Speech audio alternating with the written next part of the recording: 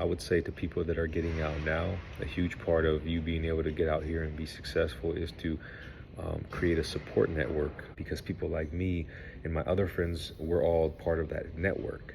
So if somebody else is coming out, they can reach out to us and we'll help and guide them, connect the dots, help them get a job. And so that's another thing that I'm doing with How to Battle is providing opportunities for people that are getting out, being coaches to them. I went and applied for 2 jobs when I first got out and I got turned down. I just started to continue to look, and I remember there was this lady that used to come into the prison when I had changed, and her name was Sister Mary Sean, and she had an organization called the Partnership for Reentry Program, and they would like go into the prisons and give people like self-help programs.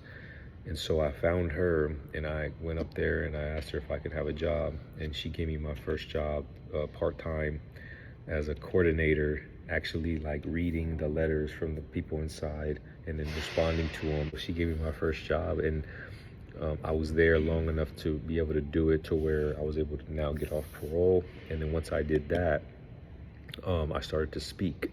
So every opportunity I got through her connections, I was like, let me just speak, let me tell my story, let me share my wisdom. And I used to go on stage and do it at different churches and different places. In that process, meeting people who, after I went and spoke, people would come up and introduce themselves to me, and then we build relationships, and then they started to help me.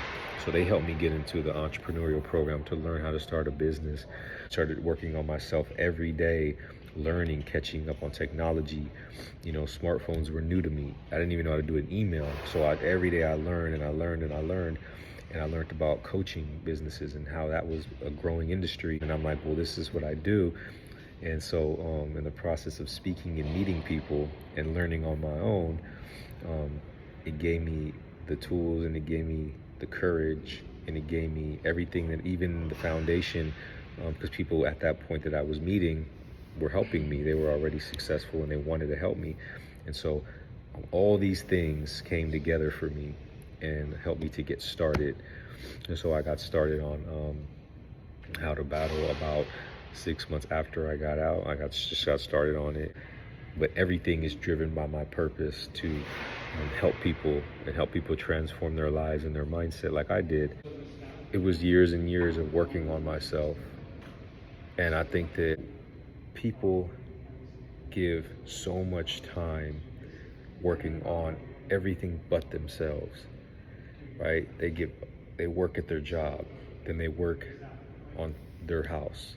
I know every emotion when it's coming. I'm going to react to something before it even happens, because I know myself so well. And when you know yourself, you could be unstoppable, and you could be, like you said, that superhuman. You're already okay knowing that you're not going to give up.